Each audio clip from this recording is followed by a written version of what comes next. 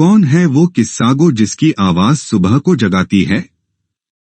कौन है जिसकी लोरी सुख की नींद सुलाती है? कौन है सबसे न्यारा, सबका प्यारा? Who is the one who kisses a tail to give it a divine touch? The one and only one channel, Kiss a Tale. किस्सा ठेल, शेरो शायरी, किस्से, कहानी, बेस्ट पॉडकास्टर्स की जुबानी। सर्वश्रेष्ठ, सर्वोत्तम आप और हम। नमस्कार। आज हम प्रस्तुत कर रहे हैं प्रेमचंद की कहानी पर आधारित रेडियो नाटक पर्वत यात्रा, जिसके कलाकार हैं पूजा अनिल और अनुराग शर्मा। आज इतने सवेरे कहाँ जाने का इरादा है? तुम्हें कैसे हर बात की खबर लग जाती है? नमाज पढ़ने के बाद आपने बाहर के कपड़े भी पहन लिए। मेहरी से किराए की गाड़ी लाने को कहा। क्या इतना काफी नहीं है आपके इरादे जानने के लिए? जरा छोटे साहब को सलाम करने जाना है। तो पैदल क्यों नहीं चले जाते? कौन बड़ी दूर है? गाड़ी वाला 1 रुपये से कम ना लेगा। हुक्काम किराया नहीं देते। हिम्मत है कि मुझसे किराया मांगे? चालान न करवा दूं? तुम तो हाकिम भी नहीं हो, तुम्हें वह क्यों ले जाने लगा? हाकिम कैसे नहीं हूँ? हाकिम का दोस्त हाकिम से कम रौब नहीं रखता। अहमक नहीं हूँ कि 100 काम छोड़कर हुक्काम की सलामी बजाया करता हूँ। इसी की बरकत है कि पुलिस और माल दीवानी के अहलकार मुझे झुक झुक कर सलाम करते हैं। थानेदार ने कल जो सौगात भेजी थी वो किस लिए? मैं उसका दामाद तो नहीं हूँ। अरे ये सब मुझसे डरते हैं। मियाँ, तांगा आ गया है। चलता हूँ। अरे पान तो खाते जाओ। हाँ लाओ, हाथ में मेहंदी भी लगा दो। अरे नेक बख्त, हुक्काम के सामने पान खाकर जाना बेअदबी होती है। आओगे कब तक? खाना तो यहीं खाओगे ना? तुम मेरे खाने की फिक्र ना करना। शायद कुंवर साहब के यहाँ चला जाऊं। कोई मुझे पूछे तो कहलवा देना, बड़े साहब से मिलने गए हैं। कहाँ ले चलो हुजूर? छोटे साहब के बंगले पर, सरकारी काम से जाना है। हुजूर को वहाँ कितनी देर लगेगी? ये मैं अभी से कैसे बता दूं? ये तो हो ही नहीं सकता कि साहब मुझसे बार बार बैठने को कहें और मैं उठकर चला आऊं। सरकारी काम है, न जाने कितनी देर लगे। बड़े अच्छे आदमी हैं बेचारे। मजाल नहीं कि जो बात कह दूं उससे इनकार कर दें। आदमी को गुरूर नहीं करना चाहिए, मगर कई थानेदारों से जवाब तलब कर चुका हूँ। जिसको देखा कि रियाया को ईजा पहुँचाता है उसके पीछे पड़ जाता हूँ। हुजूर, पुलिस बड़ा अंधेर करती है। जब देखो बेगार, कभी आधी रात को बुला भेजा, कभी फजर को। हम तो मरे जाते हैं हुजूर। ऊपर से हर मोड़ पर सिपाहियों को पैसे चाहिए, ना दें तो झूठा चालान कर दें। सब जानता हूँ जी। अपनी झोपड़ी में बैठे बैठे बदमाशों की खबर लिया करता हूँ। देखो, तांगे को बंगले के भीतर ना ले जाना, बाहर फाटक पर रोक देना। अच्छा हुजूर। अब देखिए, वो सिपाही मोड़ पर खड़ा है। पैसे के लिए हाथ ढलाएगा, ना दूं तो ललकारेगा। मगर आज कसम कुरान की टका सा जवाब दे दूंगा। हुजूर बैठे हैं तो वो नामुराद मेरा कर क्या सकता है? नहीं नहीं, जरा जरा सी बात पर मैं इन छोटे आदमियों के मुंह नहीं लगता। पैसे दे देना, मैं तो पीछे से बच्चों की खबर लूंगा। मुअत्तल ना करा दूं तो सही। दो बदू गाली गलौज करना या इन छोटे आदमियों के मुंह लगना मेरी आदत नहीं। वजह फरमाते हैं हुजूर। दीवान जी, ये रही आपकी बख्शीश। साहब के बंगले पहुंच गए हुजूर। सलाम मियाँ, बरामदे में बैठकर हवा खा रहे हो? हुजूर तो अंधेर करते हैं। अरे हम ठहरे एक मामूली बहरे। सलाम हमको करना चाहिए और आप पहले ही हाथ उठा देते हैं। अजी, इन बातों में क्या रखा है? खुदा की निगाह में सब इंसान बराबर हैं। हुजूर को अल्लाह सलामत रखें। क्या बात कही है। यहाँ तो छोटे छोटे अमले भी इंतजार करते रहते हैं कि हाथ ये उठाएं। साहब को इत्तला कर दूं? आराम में हो तो रहने दो, अभी ऐसी कोई जल्दी नहीं है। जी नहीं हुजूर, हाजिरी पर से तो कभी के उठ चुके। कागज वागज पढ़ते होंगे कुछ। तुम्हारी लड़की तो खैरियत से है ना? हाँ हुजूर, अब तो बहुत मजे में है। जब से हुजूर ने उसके घर वालों को बुलाकर डांटा, तब से किसी ने चूं भी नहीं की। लड़की हुजूर की जान माल को दुआ देती है। साहब को इत्तला करता हूँ अभी। साहेब, खां साहेब आपसे मिलना चाहते हैं। उनको आने का बोलो। सलाम साहब। मैं जूते उतारकर अंदर ही आ गया। ये आप क्या करता है? यहीं फर्श पर बैठ जाता हूँ। नहीं नहीं, आप हमारा दोस्त है, चेयर पर बैठिए। हुजूर, आप चाहें मेरे को आफताब बना दें, पर मैं तो अपनी हकीकत समझता हूँ। बंदा उन लोगों में नहीं है जो हुजूर के करम से 4 हरफ पढ़कर जमीन पर पाँव नहीं रखते और आप जैसे हुजूर लोगों की बराबरी करने लगते हैं। खान साहब, आप बहुत अच्छा आदमी हैं। आज से 5वें रोज हम नाइनटल जा रहा है, वहां से लौटकर आपसे मुलाकात करेगा। अब तो कई बार नाइनटल गया होगा, अब तो सब रईस लोग वहां जाता है। अब क्या कहूँ, मैं तो कभी नैनीताल क्या बरेली तक भी नहीं गया, पर इस समय कह दूं तो साहब की नजरों से गिर ना जाऊं। साहब समझेंगे मैं कोई रईस नहीं, चिरकुट हूँ। हाँ हुजूर, मैं तो कई बार नैनीताल हो आया हूँ। आप कई बार हो आया है? हम तो पहली दफा जाता है। सुना है बहुत अच्छा शहर है। बहुत बड़ा शहर है हुजूर, मगर कुछ ऐसा बड़ा भी नहीं है। आप कहाँ ठहरता? वहाँ होटलों में तो बहुत पैसा लगता है। हुजूर मेरी ना पूछें, कभी कहीं ठहर गया तो कभी कहीं ठहर गया। हुजूर के अकबाल से सभी जगह दोस्त ही दोस्त हैं। आप वहाँ किसी के नाम चिट्ठी दे सकता है कि मेरे ठहरने का बंदोबस्त कर दे। हम किफायत से काम करना चाहता है। आप तो हर साल जाता है, हमारे साथ क्यों नहीं चलता? ये तो बड़ी मुश्किल में फंसे, अब बचाव का कोई उपाय नहीं है। जैसा हुजूर का हुक्म, साथ ही चला चलूंगा, मगर मुझे अभी जरा देर है हुजूर। हम आपके लिए 1 हफ्ता ठहर सकता है, परवाह नहीं। जी हुजूर, अब चलता हूँ। सलाम। अच्छा, सलाम। कुंवर शमशेर सिंह की कोठी पर चलो। कुंवर शमशेर सिंह खानदानी रईस हैं और अपने दोस्त भी। 10 बजे तक सोना, फिर दोस्तों और मुसाहिबों के साथ गपशप करना, 2 बजे खाना खाकर फिर सो जाना, शाम को चौक की हवा खाना और घर आकर 12-1 बजे तक किसी परी का मुजरा देखना। दुनिया में क्या होता है इसकी उन्हें कुछ खबर या तो होती नहीं या फिर सुनी सुनाई और आधी अधूरी होती है। अब तो 10 बज चुके हैं, कुंवर साहब बाहर आ चुके होंगे। कहिए खान साहब, आज सुबह सुबह किधर से? जरा साहब से मिलने गया था। कई दिन बुला बुला भेजा मगर फुर्सत ही ना मिलती थी। आज उनका आदमी जबरदस्ती खींच कर ले गया। क्या करता, जाना ही पड़ा। कहाँ तक बेरुखी करूं। यार, तुम न जाने अफसरों पर क्या जादू कर देते हो कि जो आता है तुम्हारा दम भरने लगता है। मुझे ये मंत्र क्यों नहीं सिखा देते? मुझे खुद नहीं मालूम कि क्यों हुक्काम मुझ पर इतने मेहरबान रहते हैं। आपको यकीन ना आएगा, मेरी आवाज सुनते ही कमरे के दरवाजे पर आकर खड़े हो गए और ले जाकर अपनी खास कुर्सी पर बिठा दिया। अपनी खास कुर्सी पर? हाँ साहब, हैरत में आ गया मैं, मगर बैठना ही पड़ा। तिगार मंगवाया, इलायची, मेवे, चाय सभी कुछ आ गए थे। यूं कहिए अच्छी खासी दावत हो गई। यह मेहमानदारी देखकर मैं दंग रह गया। तो वे साहब दोस्ती करना भी जानते हैं? अजी दूसरा कोई क्या खा के दोस्ती करेगा। हद तो तब हो गई जब मुझे अपने साथ नैनीताल चलने को मजबूर करने लगे। सच? कसम कुरान की, हैरान था कि क्या जवाब दूं, मगर जब ये देखा कि किसी तरह नहीं मानते तो वादा करना ही पड़ा। क्यों यार, मैं भी चला चलूं तो क्या हर्ज है? सुभान अल्लाह, इससे बढ़कर क्या बात होगी। भाई, लोग तरह तरह की बातें करते हैं, इसलिए वहां जाते डर लगता है। आप तो हो आए होंगे? कई बार हो आया हूँ। हाँ, इधर कई साल से नहीं गया। क्यों साहब, पहाड़ों पर चढ़ते चढ़ते दम फूल जाता होगा? धर्मावतार, चढ़ने को तो किसी तरह चढ़ भी जाइए, पर पहाड़ों का पानी ऐसा खराब होता है कि एक बार लग गया तो प्राण ही लेकर छोड़ता है।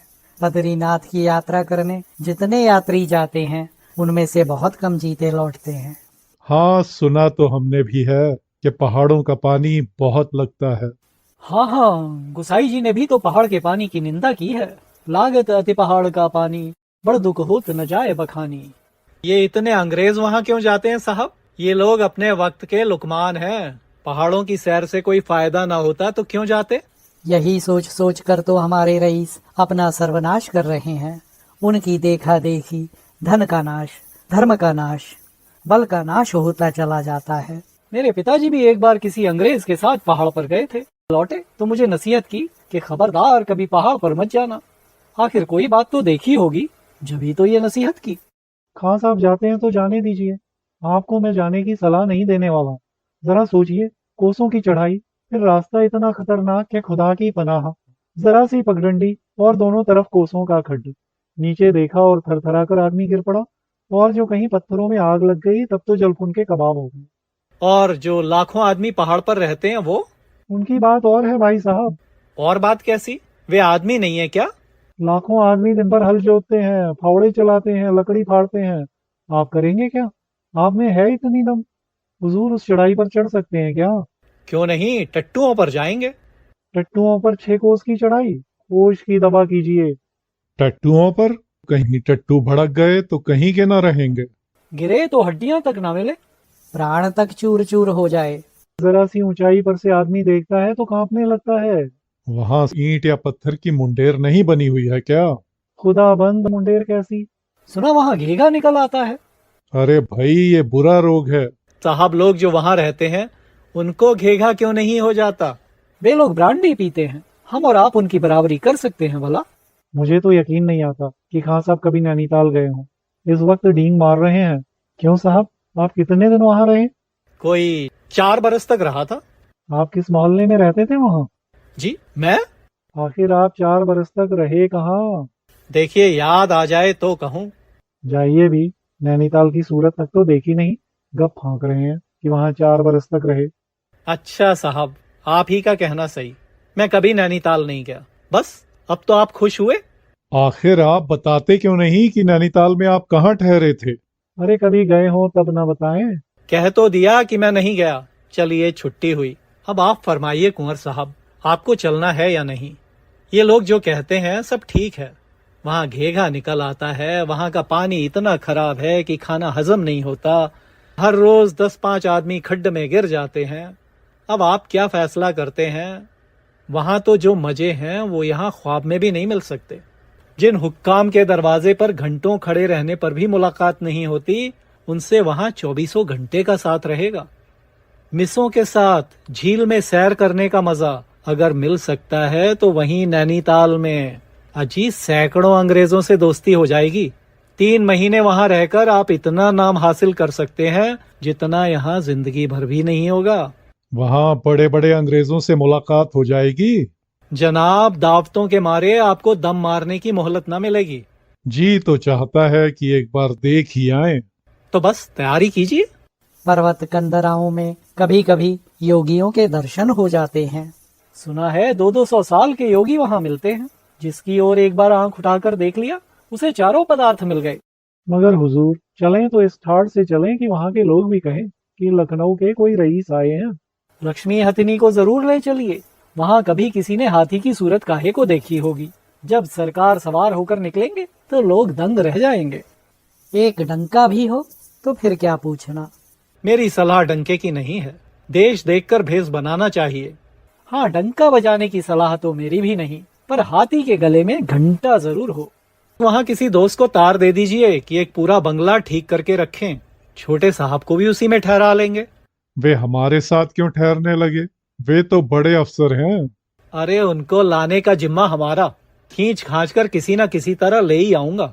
अगर उनके साथ ठहरने का मौका मिले तब तो मैं समझूं कि नैनीताल का जाना पारस। ओ, कॉटन साहब का खत लाए हो? जवाब लेते जाओ कि वे ही आ जाएं। स्टेशन का रास्ता इसी तरफ से है। मैं तैयार रहूंगा। अब अंदर जाता हूँ। यहाँ तो मेरी बड़ी साली रामेश्वरी देवी बैठी हैं। क्या आप सचमुच नैनीताल जा रहे हैं? जी हाँ, आज रात की तैयारी है। अरे यह नहीं हो सकता। कल बच्चे का मुंडन है। मैं एक न मानूंगी। आप ही न होंगे तो लोग आकर क्या करेंगे? तो आपने पहले ही क्यों ना कहला दिया? पहले से मालूम होता तो मैं कल जाने का इरादा ही क्यों करता। अरे तो इसमें लाचारी की कौन सी बात है? कल ना सही, 2-4 दिन बाद सही। और क्या, 2-4 दिन बाद ही जाना। क्या साइट कभी टली है? आह, छोटे साहब से वादा कर चुका हूँ। वे आज रात ही मुझे लेने आएंगे। आखिर वे अपने दिल में क्या कहेंगे? ऐसे वादे तो हुआ ही करते हैं। छोटे साहब के हाथ कुछ बिक तो गए नहीं हो। मैं क्या कहूँ, कितना मजबूर हूँ। बहुत लज्जित होना पड़ेगा। तो जो कुछ है वह छोटे साहब ही हैं, मैं कुछ नहीं। आखिर साहब से कौन सा बहाना करूँ? बता दो कि हमारे भतीजे का मुंडन है। हम 1 सप्ताह तक नहीं चल सकते। बस छुट्टी हुई। ऐसा हो सकता है क्या? कहीं मुंह दिखाने लायक ना रहूंगा। क्यों, क्या हुआ? तुम उसके गुलाम तो नहीं हो? तुम लोग बाहर तो निकलती बैठती नहीं हो। तुम्हें क्या मालूम कि अंग्रेजों के विचार कैसे होते हैं। अरे भगवान, आखिर उसके कोई लड़का बाला है या निगोड़ नाठा है? त्योहार व्यवहार हिंदू मुसलमान सबके यहाँ होते हैं। भाई, हमसे कुछ करते धरते नहीं बनता। हमने कह दिया, हम जाने नहीं देंगे। अगर तुम चले गए तो मुझे बड़ा रंज होगा। तुम ही लोगों से तो महफिल की शोभा होगी, और अपना कौन बैठा हुआ है? अब तो साहब को लिख भेजने का भी मौका नहीं है। वे दफ्तर चले गए होंगे। मेरा सब असबाब बंध चुका है। नौकरों को पेशगी रुपया दे चुका हूँ कि चलने की तैयारी करें। अब कैसे रुक सकता हूँ? कुछ भी हो, जाने न पाओगे। 2-4 दिन बाद जाने में ऐसी कौन सी बड़ी हानि हुई जाती है? वहाँ कौन लड्डू धरे हुए हैं? बड़े धर्म संकट में पड़ गया हूँ। अगर नहीं जाते तो छोटे साहब कहेंगे कि अच्छे बेहूदे आदमी के साथ पाला पड़ा, और अगर जाते हैं तो स्त्री से बिगाड़ होती है, साली मुंह फुलाती है। बाहर निकलता हूँ, शायद कुछ समझ आए। हुजूर, इस वक्त आप कुछ उदास मालूम होते हैं। मुद्रा तेजहीन हो गई है। भाई, कुछ न पूछो, बड़े संकट में हूँ। क्या हुआ हुजूर, कुछ फरमाइए तो। ये भी एक विचित्र ही देश है। धर्मावतार, प्राचीन काल से ये ऋषियों की तपोभूमि है। क्या कहना है, संसार में ऐसा देश दूसरा नहीं। जी हाँ, बुद्धि तो हम लोगों को छू भी नहीं गई। हुजूर, अकल के पीछे तो हम लोग लट लिए फिरते ही हैं। धर्मावतार, कुछ कहते नहीं बनता। बड़ी हीन दशा है। नैनीताल जाने को था। अब बड़ी साली कहती है कि मेरे बच्चे का मुंडन है। मैं ना जाने दूंगी। चले जाओगे तो मुझे रंज होगा। ऐसी मूर्खता और कहाँ देखने में आएगी। मुंडन नाई करेगा, मैं ना रहूंगा ना सही, मगर उनको कौन समझाए। दीन बंधु, नारी हट तो लोक प्रसिद्ध ही है। अब ये सोचिए, छोटे साहब से क्या बहाना किया जाएगा।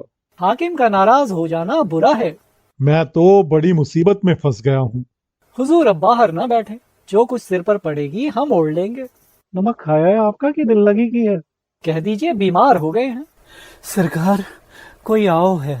सरकार को बुलावत है। कौन है, पूछा नहीं? कोई अंग्रेज है सरकार। लाल लाल मुंह है, घोड़ा पर सवार है। कहीं छोटे साहब तो नहीं है भाई? मैं तो भीतर जाता हूँ। अब आबरू तुम्हारे हाथ है। अभी खिड़की से झांक कर देखा तो छोटे साहब खड़े थे। मेरे तो हाथ पांव फूल गए। अंग्रेज साहब के सामने कौन जाए, मेरी तो हिम्मत नहीं पड़ती। बढ़ जाओ वाजिद अली, देखो साहब क्या कहते हैं। आप ही क्यों नहीं चले जाते? अरे जाओ, वो भी आदमी ही तो है, कुछ खा तो ना जाएगा। मैं यहाँ 2-3 मिनट से खड़ा हूँ, अब तक कोई निकला नहीं। यहाँ कौन आदमी मौजूद है? जाकर कुंवर साहब से बोलो कॉटन साहब खड़ा है। खुदाबंद, कुंवर साहब ने आज खाना बहुत देर से खाया। तबीयत कुछ भारी हो गई है। इस वक्त आराम में है, बाहर नहीं आ सकते। ओ, तुम ये क्या बोलता है? वो तो हमारे साथ नाइनटल जाने वाला था। उसने हमको खत लिखा था। हाँ हुजूर, जाने वाले तो थे पर बीमार हो गए।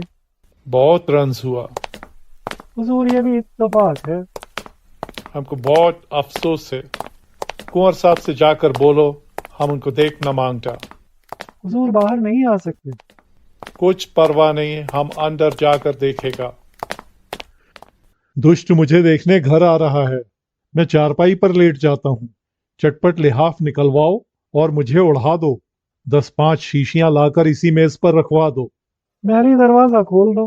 साहब बहादुर कुंवर साहब को देखना चाहते हैं। 2-3 मोटे मोटे लिहाफ तो ओढ़ा दिए। अब अलमारी से कई शीशियां और कई बोतल निकालकर मेज पर चुन दी हैं। सब ठीक है।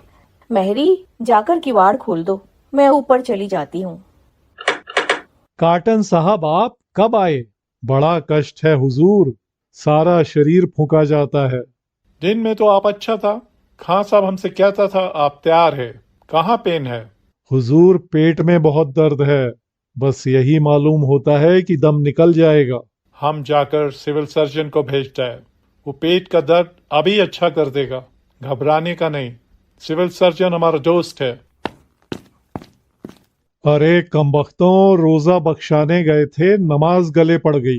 काटन साहब तो चला गया, मगर ये सोचो कि सिविल सर्जन को कैसे टाला जाए। अरे कोई जाकर खान साहब को बुला लाओ, कहना अभी चलिए। ऐसा ना हो कि वो देर करें और सिविल सर्जन यहाँ सिर पर सवार हो जाए। सिविल सर्जन की फीस भी बहुत होगी। अजी तुम्हें फीस की पड़ी है, अगर 100-200 देकर गला छूट जाए तो अपने को भाग्यवान समझूं। जी धर्मावतार। मैं फिटन तैयार कराकर खान साहब के घर पहुंचता हूँ।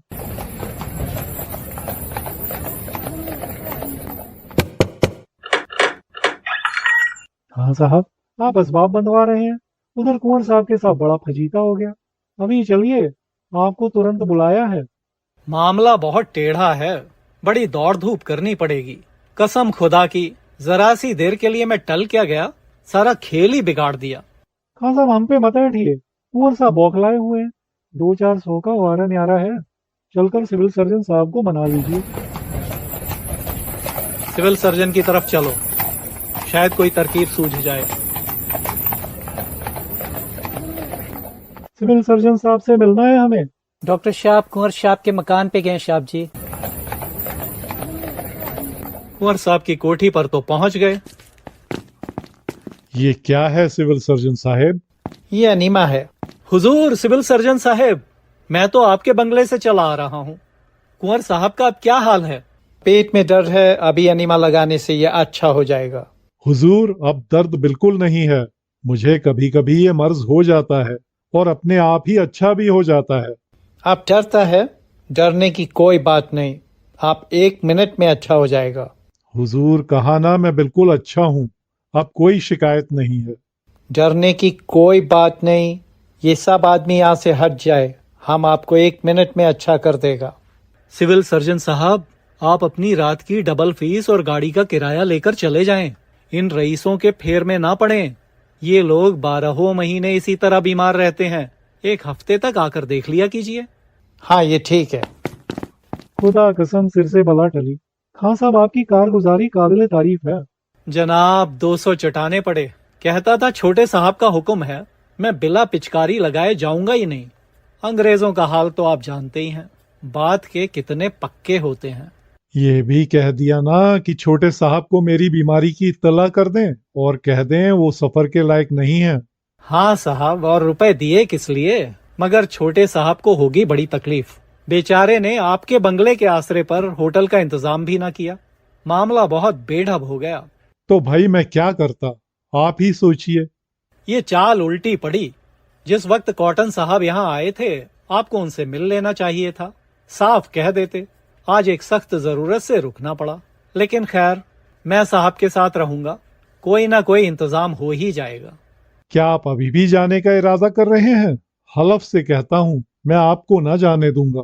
मियाँ वाजिद देखो, खां साहब के घर कहला दो, बाहर न जाएंगे। अरे आप अपने साथ मुझे भी डुबोना चाहते हैं? छोटे साहब आपसे नाराज हो भी जाएं तो क्या कर लेंगे, लेकिन मुझसे नाराज हो गए तो खराब ही कर डालेंगे। जब तक हम जिंदा हैं खां साहब, आपको कोई तिरछी नजर से नहीं देख सकता। जाकर छोटे साहब से कहिए कुंवर साहब की हालत अच्छी नहीं, मैं अब जा नहीं सकता। इसमें मेरी तरफ से भी उनका दिल साफ हो जाएगा और आपकी दोस्ती देखकर आपकी और इज्जत करने लगेगा। अब वो इज्जत करें या ना करें, जब आप इतना इसरार कर ही रहे हैं तो मैं भी इतना बेमुरव्वत तो नहीं कि आपको छोड़कर चला जाऊं। ये तो हो ही नहीं सकता। जरा देर के लिए घर चला गया, उसका तो इतना तावान देना पड़ा। नैनीताल चला जाऊं तो शायद आपको कोई उठा ही ले जाए। मजे से 2-4 दिन जलसे देखेंगे। नैनीताल में ये मजे कहाँ मिलते। व्यास जी, अब तो यूं नहीं बैठा जाता। देखिए आपके भंडार में कुछ है, 2-4 बोतलें तो निकालिए, कुछ रंग जमे। जी धर्मावतार।